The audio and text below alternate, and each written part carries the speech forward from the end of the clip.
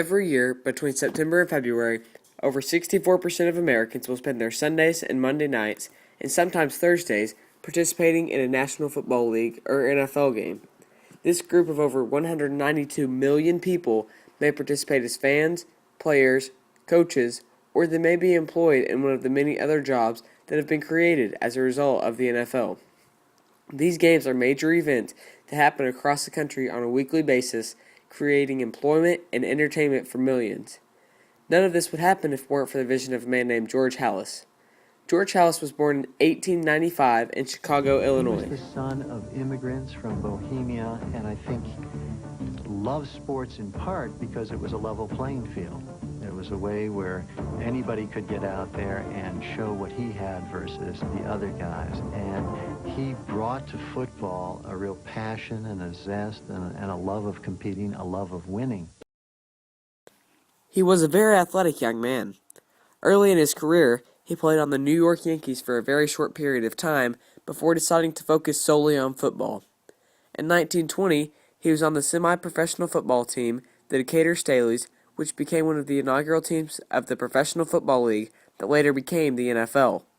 Semi-professional teams like these weren't popular like today's NFL, but were only a hobby for men after playing college football, which was popular at the time. There was never a doubt as to what type of game we had, because when I was graduating from the University of Illinois, Coach Bob Zupke said, just when you fellas get to know something about football, I lose you.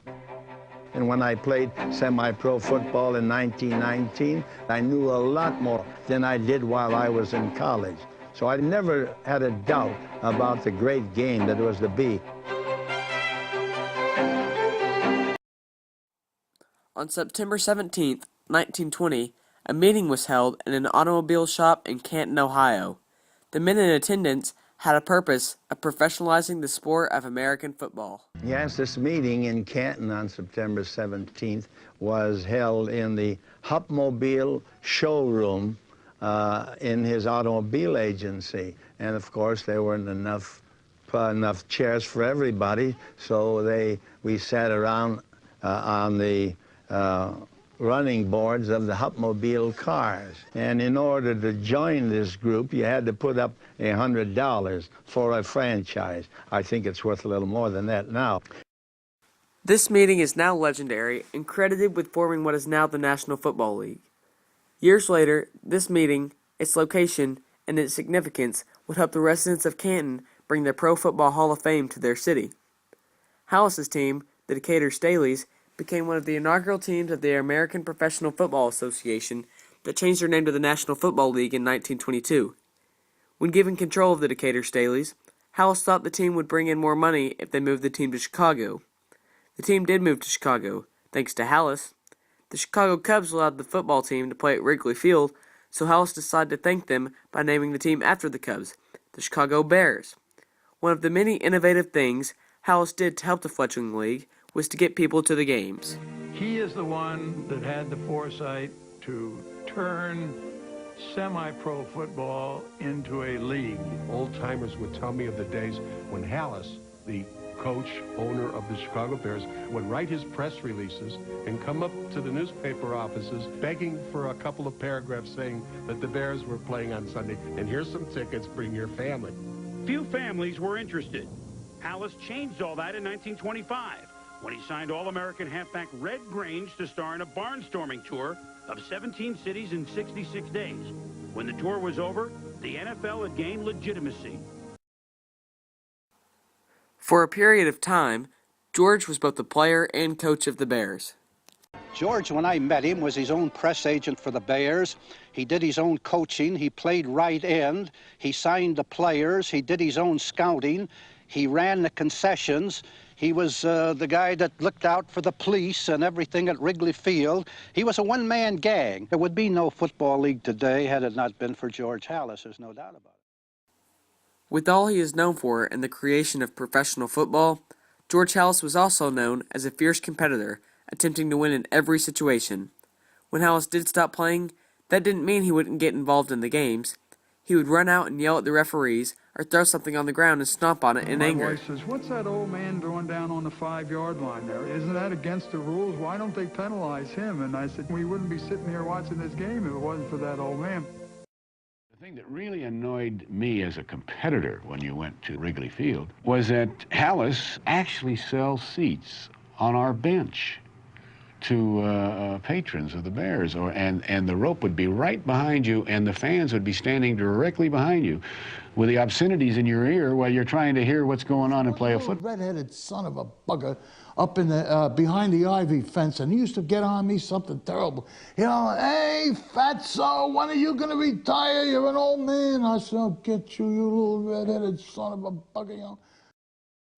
Besides revolutionizing America with his instrumental role in creating the NFL, he also changed the way the game of football was coached.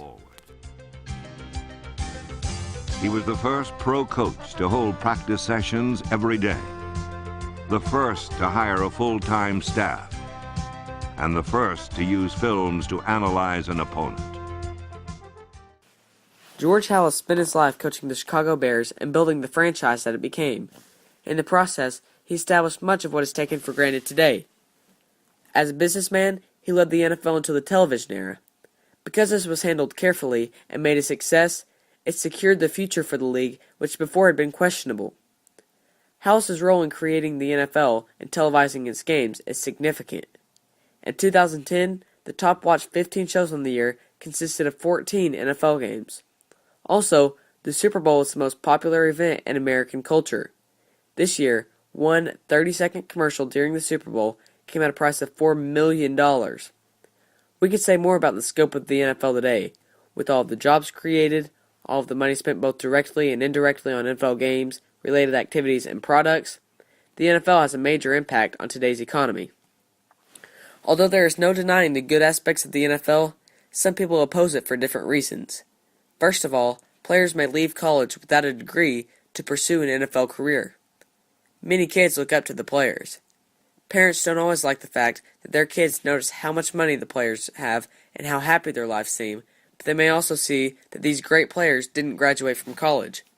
The kids think that even if they drop out or decide not to go to college, they will have a happy life filled with fame and fortune. Another negative aspect of the game is the injuries and long-term health problems from playing in the NFL. There have been NFL veterans who have committed suicide because of the brain trauma that they received when they played. As of August 2012, over 3,000 players have been involved in lawsuits against the NFL and the helmet manufacturer over head injuries.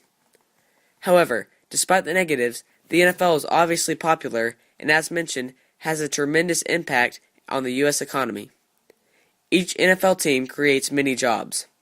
53 players on each roster, 18 or more coaches per team, stadium staff and cleanup, referees, commentators, cameramen, and more. This is just for one team. Multiply that by 32 teams and add in all of the sponsorships and league employees. Imagine the dollars spent in a host city on game day in restaurants and hotels. Special groceries are purchased to watch the games across the country. Licensed apparel brings in millions. The list goes on and on. Economy aside, professional football has a definite presence in our popular culture. In January 2009, studies showed that the most popular sport at all levels was pro football.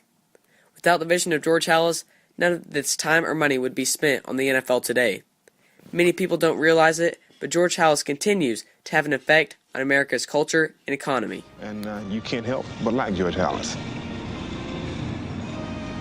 I love George Halas. He left his love in the men he touched. He left his spirit in the game he loved. Just being a part of the growth of the National Football League, that to me is the greatest thrill or event in my life.